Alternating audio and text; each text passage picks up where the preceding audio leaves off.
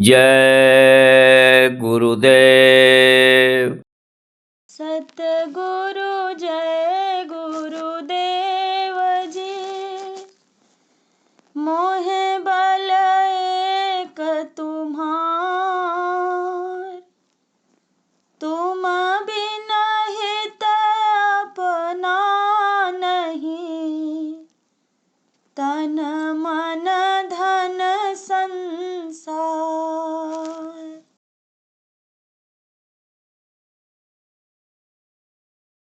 मझधार में है नैया, बड़ी दूर किनारा है। मझधार में है नैया, बड़ी दूर किनारा है। अब पार करो गुरुदेव जी, हम तेरे सहारे हैं। अब पार करो गुरुदेव जी, हम तेरे सहारे हैं। जिस ओर भी देखूं मैं, कुछ भी ना नजर आए। जिस ओर भी देखूं मैं, कुछ भी ना नजर आए। हर वक्त डराती है पापों के घने साए। हर वक्त डराते हैं पापों के घने साए। तुम आन बनो माझी, तूफान भी आए हैं। तुम आन बनो माझी, तूफान भी आए हैं। अब पार करो गुरुदेव जी, हम तेरे सहारे हैं। अब पार करो गुरुदेव जी, हम तेरे सहारे हैं। सुनती है तेरी रहमत, दिन रात बरसती है। सुनते हैं तेरी रहमत, दिन रात बरसती है। उसी राह दिखाते हो नैया जो भटकती है। उस राह दिखाते हो नैया जो भटकती है। तुम आन बनो माझी, तूफान भी आए हैं। तुम आन बनो माझी, तूफान भी आए हैं। अब पार करो गुरुदेव जी, हम तेरे सहारे हैं। अब पार करो गुरुदेव जी, हम तेरे सहारे हैं। वो कौन है दुनिया में जिसे प्यार ना किया तूने। वो कौन है दुनिया में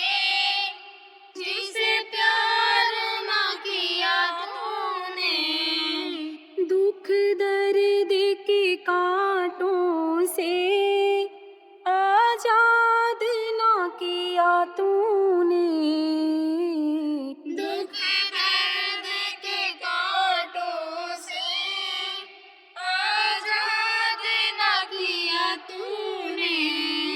तुम आन बनो माझी, तूफान भी आए हैं। तुम आन बनो माझी, तूफान भी आए हैं। अब पार करो गुरुदेव जी, हम तेरे सहारे हैं। अब पार करो गुरुदेव जी, हम तेरे सहारे हैं। जय गुरुदेव, जय गुरुदेव।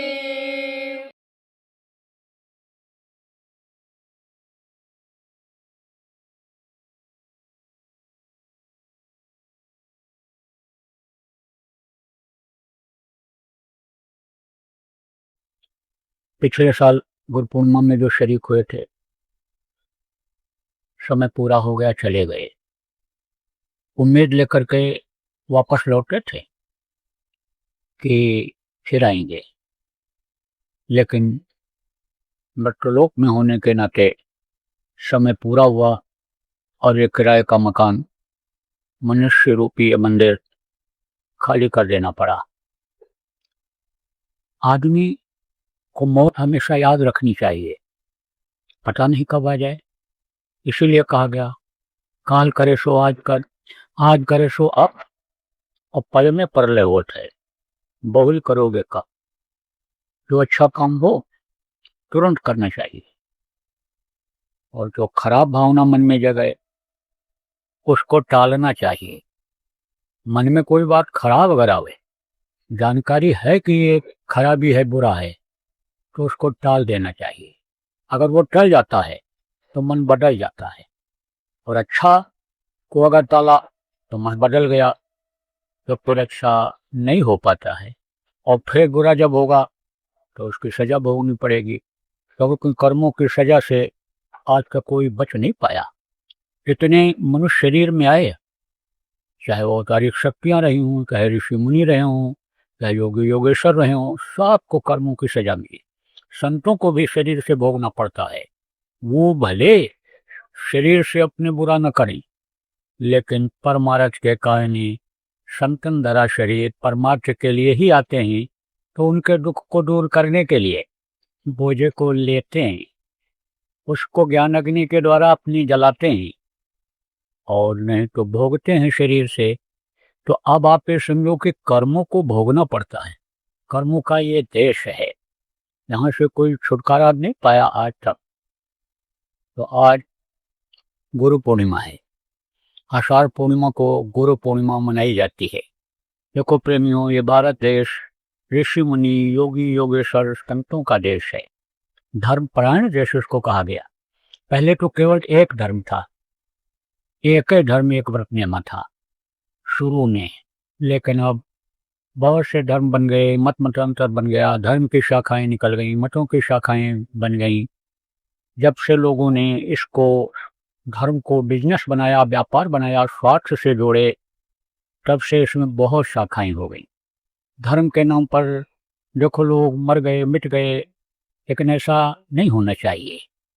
जिसके समझ में आ जाता है कि धर्म तो केवल एक है, मानो धर्म है, धर्म तो केवल एक है कि जीवात्मा को समझो, सबके अंदर एक ही है, सबके अंदर प्रभु की अंश जीवात्मा है, प्रभु से प्रेम करो।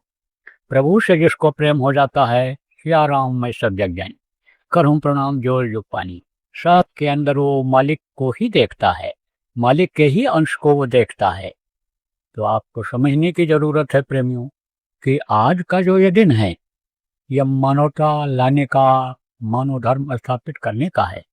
किसी भी आप ये समझो कि हिंदू से कहो तुम्हारा धर्म जा रहा है, तो लाल दुपट्टा बांधेगा, जय बजरंगबली बोल करके निकल पड़ेगा मरने मारने के लिए।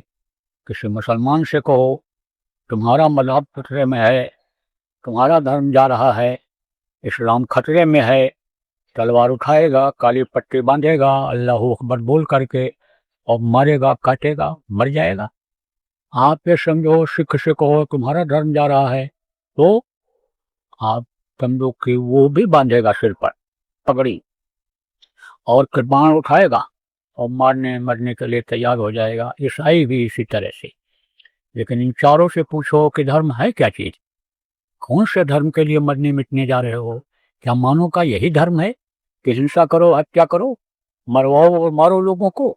मनुष्य शरीर क्या इसी काम के लिए मिला है? क्या ये मानो मंदिर आने समझ लो कि इसीलिए दिया है? जिस्मानी मस्जिद जिसको मुसलमानों ने कहा इसीलिए दिया है कि इसको ढहा दो, इसको गिरा दो, मौका न दो उसको इसमें इबादत करने का, भजन करने का, इसमें पूजा करने का मौका न दो, ग्रंथ का पाठ, गुरु को याद करने का मौका न दो, गुरुद्वारा को गिरा दो। तो आपको प्रेमियों समझने की जरूरत है कि सब में देखो उस मालिक की अंश है जीवात्मा। तो ये जो त्योहार आते हैं, ये गुरु पूर्णिमा एक त्योहार के रूप में पूरे देश में ही नहीं, जहाँ जहाँ गुरु प्रेमी हैं विदेशों में भी वहाँ मना रहे हैं। तो त्योहार के दिन को सीख लेने की जरूरत होती है और जो भी कमी हो उसको निकाला जाता है। आपके अंदर कमी है, उस कमी को निकालिए। ये तीज और त्योहार और ये अमावस्या पूर्णिमा ये जो बनी, ये जो भी मंदिर मस्जिद बनी, गिरजाघर गुरुद्वारा बनी, ये मतलब से सब बनी, ऐसे नहीं बनी। लेकिन जब उसमें स्वार्थ जुड़ जाता है तब समझो उसका महत्व खत्म हो जाता है। जब लोग यानी इसके नाम पर, तीज त्योहार के नाम पर, मंदिर मस्जिद गुरुद्वारा के नाम पर जब धन कमाने, मान प्रतिष्ठा बढ़ाने के लिए सोच लेते हैं, तब धीरे धीरे वैल्यू खत्म होती जाती है। धर्म के नाम पर जब मार काट शुरू कर देते हैं, तब धर्म को लोग छोड़ने लग जाते हैं, भूलने लग जाते हैं। धर्म का मतलब क्या होता है? सत्य, धर्म न दूजा, सत्य समाना, आगम निगम, पुराण बखाना, सत्य बोलना चाहिए, प्राण जाए बर वचन न जाई, अहिंसा परमो धर्म कहा गया, परम धर्म सुठ विदित अहिंसा कहा ना। दया धर्म, जीवों पर दया करो, सब पर दया करो। दया धर्म तन बसे शरीरा, ताकर रक्षा करें रपीरा, परोपकार परहित सरित धर्म निभाई, पर पीड़ा समने यदमाई, सबसे सेवा धर्म कठोरा। आप देखो, आलोचना की बात नहीं है, याद दिलाने की बात है। रामचरितमानस का पाठ बहुत लोग करते हैं, सरल भाषा में, अवधी भाषा में, हिंदी में गोस्वामी जी महाराज ने लिखा भी था। अब तो लोग उसका रूपांतरण अन्य भाषाओं में भी करने लग गए। ये राष्ट्रभाषा है, जानते हैं लोग, पढ़ते हैं, पढ़ाई जाती है तो उसको लोग समझ जाते हैं। तो पढ़ते तो हैं लेकिन क्या लिखा है उसको या तो समझ नहीं पाते या तो उस पर अमल नहीं करते हैं। अमल करने की जरूरत है, समझने की जरूरत है। ये जरूर है कि संतों की किताब को हर कोई नहीं समझ सकता है। संत कोई मिल जाए, समझा दे तो समझ लेना चाहिए। तो प्रेमियों, ये महीना आता है, जैसे ये आषाढ़ महीना है, सावन आएगा, फिर भादव आएगा, फिर कुआर, कार्तिक, अगहन, पौष, माघ, फागुन, चैत, बैसाख, जेठ और फिर आषाढ़ आ जाएगा। ये 12 महीना और तिथियां आती है। अब आप पे समझो पूर्णिमा तिथि है और कल से पड़वा लग जाएगा, फिर द्वितीया, फिर तृतीया। आप पे समझो कृष्ण पक्ष कहलाता है और 15 दिन शुक्ल पक्ष कहलाता है। अंधेरी रात को कृष्ण पक्ष कहते हैं। उजाली रात जब आती है, चंद्रमा जब ज़्यादा समय तक दिखाई पड़ता है, तब समझो वो यानी शुक्ल पक्ष कहलाता है। उजाला पाक जिसको पाक कहते हैं, जिसको वो कहलाता है। तो यह सब यानी कैसे बना, किसके लिए बना? यह सब इंसान के लिए बना, मनुष्य के लिए बना। और इनका सबका मतलब है, आया और गया ये नहीं मान लेना चाहिए। ले करके बच्चे की उत्पत्ति होती है। क्या आशा रहती है बच्चे को? माँ के पेट में पूर्व जन्म का भी सब दिखाई पड़ता है। कहाँ थे, कीड़ा थे, मकोड़ा थे, सांप थे, गोजर थे, कहाँ थे, वो सब दिखाई पड़ता है कि देखो ये हम मारे जा रहे हैं, काटे जा रहे हैं, मुर्गा बन गए, भैंसा बकरा बन गए, देखो हम काटे जा रहे हैं, गाय बन गए, बैल बन गए, देखो हमको लोग मार रहे हैं, परेशान कर रहे हैं, कुत्ता बन गए। इधर जहाँ भी जिस दरवाजे पर जाते हैं मार के लोग भगाते हैं, डांट करके भगाते हैं, प्यार बहुत कम लोग देते हैं, ज़्यादातर लोग दुत्कारते हैं। तो जब देखता है तब बच्चा कहता है कि बहुत तकलीफ है अन्य योनियों में। वहाँ ज्ञान रहता है। कायम ज्ञान क्यों रहता है? क्योंकि उस प्रभु की झलक मिलती रहती है, शक्ति मिलती रहती है। तो शक्ति से ही ये ज्ञान, शक्ति से ही ये बुद्धि, शक्ति से ही सारी चीज़ें बनी हुई हैं। अभी आपको बतलाता हूँ कैसे किससे क्या बना है। तो ये सारी चीज़ें यानी शक्ति से ही हैं, शक्ति पर ही निर्भर हैं। तो शक्ति मिलती रहती है, खुराक शब्द का मिलता रहता है बच्चे को, तो ज्ञान रहता है। ज्ञान रहता है कि मनुष्य शरीर में ही ऐसा रास्ता है कि जिससे हम इन योनियों से छुटकारा पा सकते हैं। ट्रेन पकड़ने के लिए तेज धूप है तो ध्यान इधर गया, तेज धूप है तब धूप लगेगी। ठंडी में कोई ड्यूटी करने रात को जा रहा है 12 बजे, जब महसूस करेगा कि ठंडी है तब ठंडी होगी, जब ध्यान देगा। उसका निशाना समय से ड्यूटी पर पहुंचने का रहेगा। ट्रेन से जिसको जाना है उसका निशाना रेलवे स्टेशन पर पहुंचने का रहेगा, तब महसूस नहीं होगा। तो जब ध्यान इधर से हटता है उधर जाता है तब ये तकलीफ महसूस नहीं होती है। लेकिन हमेशा तो वो चीज़ रहती नहीं है, वो चीज़ भी अंदर में मिलती है तो दया से ही मिलती है। ये तब मिलता है माँ के पेट में। तो जानकारी रहती है, शक्ति से ही जानकारी अंदर में रहती है। तो बाहर देखता है कि भाई जब मनुष्य शरीर मिलेगा बाहर में हम जाएंगे और गुरु मिलेंगे, रास्ता बताएंगे, तभी हमको यानी समझो छुटकारा मिलेगा। प्रार्थना करता रहता है। तब 9 महीना जब पूरा हो जाता है तब प्रभु की दया होती है। ऐसा सिस्टम बना रखा है, 9 महीने में ही बच्चा माँ के पेट में बन पाएगा। तो बाहर निकलता है तो क्या लेकर आता है? आशा लेकर आता है। आशा का मतलब यह है कि बच्चा आशा लेकर के आया। क्या आशा लेकर के आया? कि हमको मनुष्य शरीर मिल गया है, अब इससे हम अपनी आत्मा का कल्याण कर लेंगे, प्रभु के पास हम आने जाने लग जाएंगे और सावन आते ही सा बन जाएंगे। सा बनने का मतलब क्या है? उनके जैसा, उनके जैसा सावन। सावन का मतलब उनके जैसा बन जाए। किसके जैसा? प्रभु के जैसे। जैसे हम थे वैसे बन जाएं। कैसे थे? प्रभु जैसे ही थे। निर्मल है, स्वच्छ हैं, साफ हैं, कोई उनमें दोष नहीं है, गुण ही गुण है, कोई कमी उनमें नहीं है, एकदम से पूरे हैं। आप समझो कि आनंद के भंडार हैं, इसीलिए उनको सच्चिदानंद लोगों ने कहा। तो वैसा हम बन जाएं। सावन का मतलब आप ये समझो, कुंवर आते ही ये हुआ कि भाई, कुंवर का मतलब क्या होता है? कुंवरापन। कुंवरापन किसको कहते हैं? जिसका ब्याह न हो। क्यों कहा जाता है कि जब बच्चों और बच्चियों का मासिक धर्म शुरू हो जाए तभी से चिंता शुरू कर दो कि इसका ब्याह हमको करना है। क्योंकि शुरुआत होते ही यानी ये वासना जो होती है वो जग जाती है, बढ़ती है, और फिर उसके बाद ये धीरे धीरे खत्म होती जाती है। तो उस समय का समय बहुत ही यानी बचने का और इनको बचाने का रहता है कि कहीं इनका ध्यान गृहस्थ जीवन की तरफ न चला जाए। गृहस्थ आश्रम में जो काम होता है, बच्चा पैदा करना होता है, तो बच्चा पैदा करने की तरफ न चला जाए। इसीलिए कहा जाता है कि समय से करना चाहिए। नहीं तो क्या होता है, समय जब ज़्यादा हो जाता है तो का कुंवारी सूरत करे व्यभिचारा। कुंवारी सूरत का मतलब क्या होता है? ये जीवात्मा का क्या होता है? जब तक इसकी सगाई नहीं होती है, सदगुरु नहीं मिलते हैं, तब तक एक कुंवारी रहती है। सदगुरु क्या करते हैं? कहते सगाई कर लेते हैं, शादी कर लेते हैं। तो जैसे पति के साथ औरत हमेशा रहती है, पति उसका ध्यान रखता है, ऐसे ही सदगुरु यानी जिस जीव को पकड़ते हैं, सुहागिन बनाते हैं, उसका हमेशा ध्यान रखते हैं, हमेशा ध्यान रखते हैं। आप ये समझो, ये उनका एक तरह से फर्ज बन जाता है, मनुष्य शरीर का यह फर्ज बन जाता है। देखो गुरु महाराज अपने अपनाए हुए जीवों को बुलाते थे, चल पड़ो प्रेमियों, आ जाओ, सत्संग होने जा रहा है, आध्यात्मिक सत्संग सुनने को मिलेगा, त्योहार आ रहा है, भंडारा आ रहा है, ये आ रहा है, वो आ रहा है, जगह जगह बुलाते रहते थे कि कहीं भटक न जाए। देखो नौकरी करता है पुरुष, लेकिन घर पर जाता रहता है और इतना संबंध रहता है प्रगाढ़, और इतना ध्यान रखना पड़ता है कि कहीं ऐसा ना हो कि ये बहक जाए। यानी समझ लो ऐसे ही जीवों की संभाल होती है। जब जीव को पकड़ते हैं, नामदान देते हैं, तो ऐसे ही संभाल करनी पड़ती है, ऐसे ही संभाल किया करते हैं सदगुरु। तो कुंवारापन खत्म होना चाहिए। निगुरा किसको कहते हैं? जो दीक्षा नामदान मंत्र नहीं लेता है, निगुरा रहता है।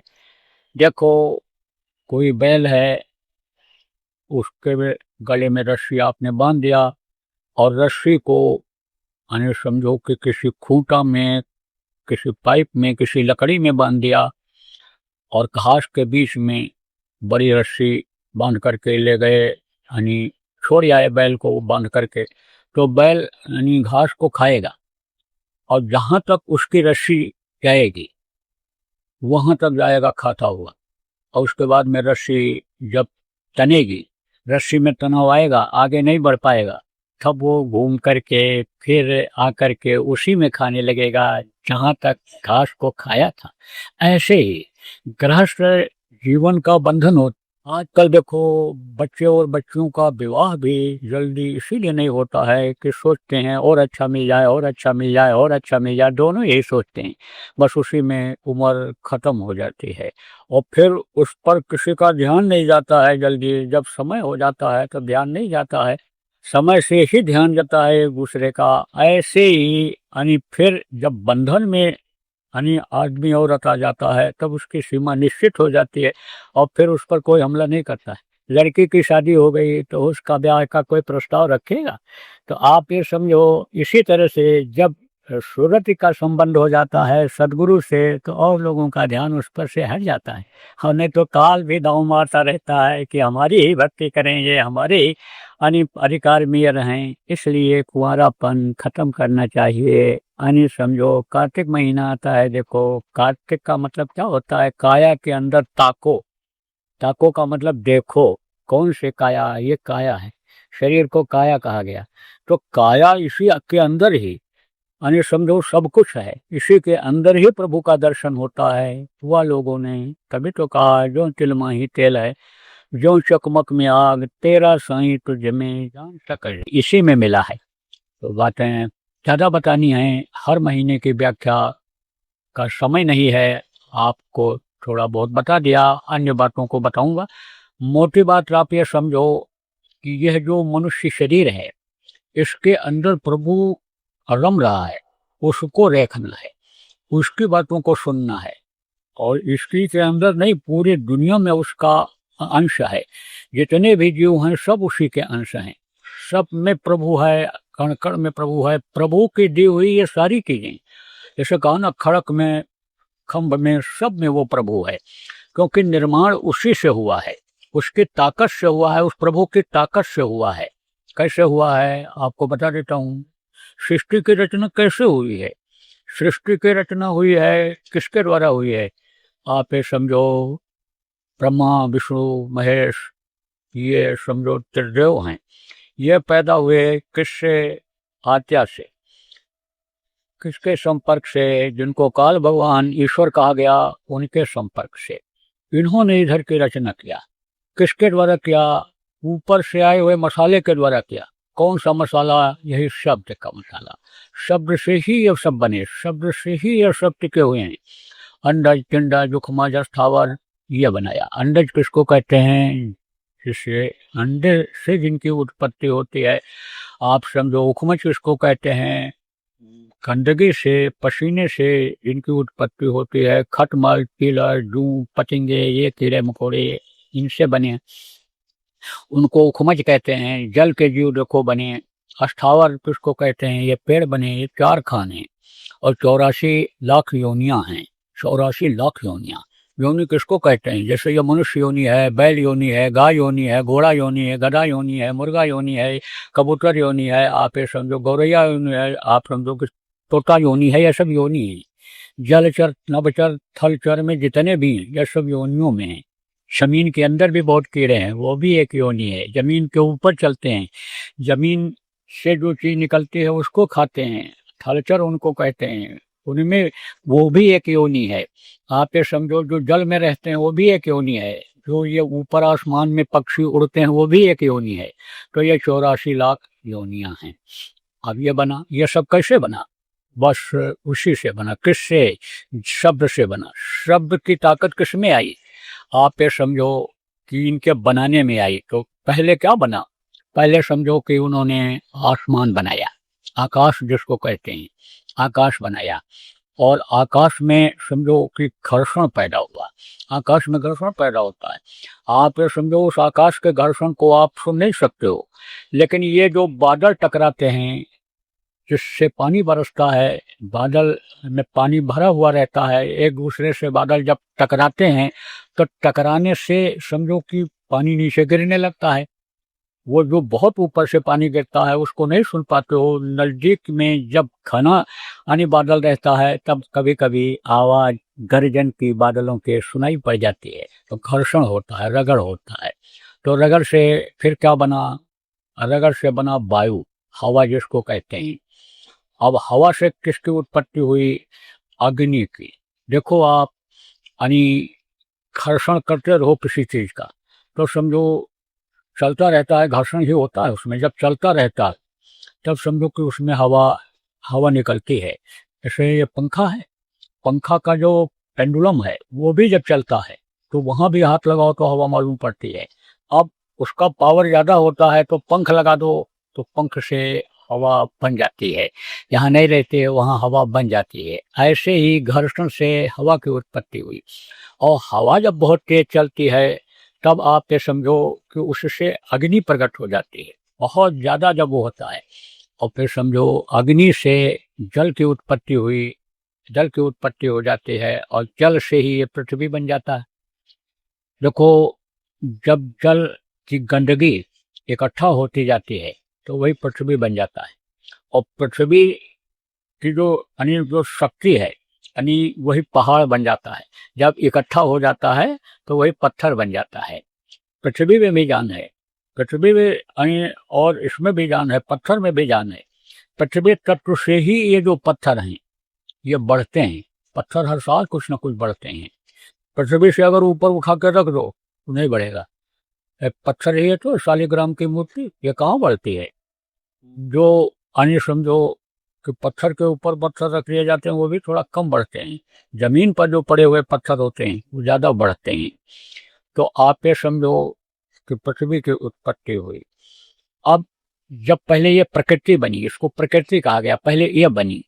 अब फिर इन्हीं चीजों को जो इंसान उस समय बनाए गए, 4 लाख यानी समझो शुरू में जनसंख्या थी, 4 लाख यानी पिंड बनाए गए थे। पिंड से जिनकी उत्पत्ति होती है जिनको मनुष्य कहते हैं।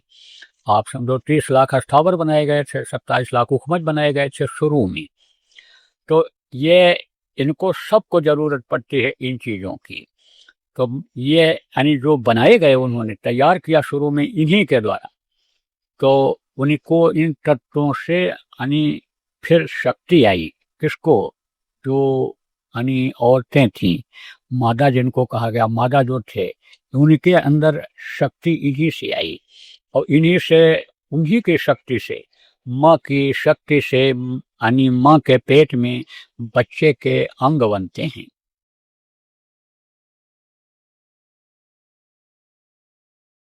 आठ दिन का तो समय है, लेकिन कल आपको बताया गया था कि अवश्य और गुरु पूर्णिमा तक का रोज का मुहूर्त है, रोज का मुहूर्त है। रोज करो, अपने घर में ही करो, अपने घर में जगह है, आसपास में सत्संगी हैं, नहीं जगह है उनके यहाँ तो 5-5 घंटे की साधना शिविर यानी लगा दो। अखंड साधना शिविर अपने घर में ही लगा दो, लगवा दो आसपास में, जहाँ गांव में जगह हो, जहाँ कहीं भी शहर में जगह मिल जाए वहीं लगवा दो। रोज का बना दो नियम, रोज का। तो लगवाने वाले को भी फायदा और साधना शिविर में बैठने वाले को भी फायदा मिलेगा।